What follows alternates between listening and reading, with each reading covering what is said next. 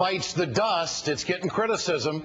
President Obama announced today that he is scrapping Bush's plans for a long-range missile defense system in Poland and the Czech Republic. Instead, Obama is shifting his attention to more urgent threat of short-range missiles from Iran.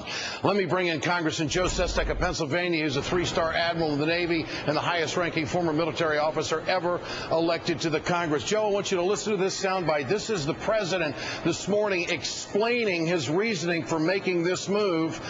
Here it is. This new ballistic missile defense program will best address the threat posed by Iran's ongoing ballistic missile defense program. We will retain the flexibility to adjust and enhance our defenses as the threat and technology continue to evolve. To put it simply, our new missile defense architecture in Europe will provide stronger, smarter, and swifter defenses of American forces and America's allies. Admiral, what do you think? He should have added just one more word, and at less cost. More capability at less cost. The NI, National Intelligence Estimate that came out in June, actually said it's not the long-range missile threat, it's the short and medium-range threat that threatens our troops in the Middle East, that threaten Israel and Southeast Europe, including Turkey. The system President Bush was going to build, which would be in place in 2017, would protect none of that against those shorter or medium-range threats.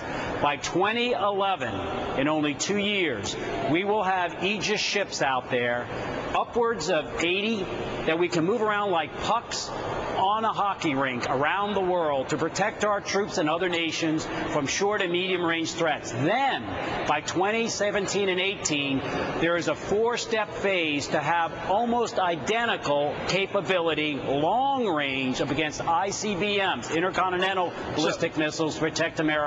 What a good move by this president. Okay, so Congressman, you're saying not only is it a good strategic move, but it's also a budget move as well. How big a budget? How much does it save? About over $4 billion is what we would have put into the system, into the Czech Republic and Poland. I would imagine it's easily less than $1 billion that is going to have this upgrade of Aegis ships that already have a missile defense system on them that's proven. And second, if I could, sure, this system that we were putting in there, which is going to have the same capability almost on the outside for long range, permits us to deal with Russia, to have Russia then pivot and put pressure economically by sanctions as well as diplomatically in Iran, with a hope that they'll stop building their nuclear weapon effort. Now, Joe, the conservatives are saying we're caving to the Russians, that this is a weak move, that this isn't a strategic move at all, and this is the weak side of the Obama administration. What about that? Absolutely not. They often said that when President Nixon and Kissinger actually dealt with the SALT talks, strategic arm limitation talks.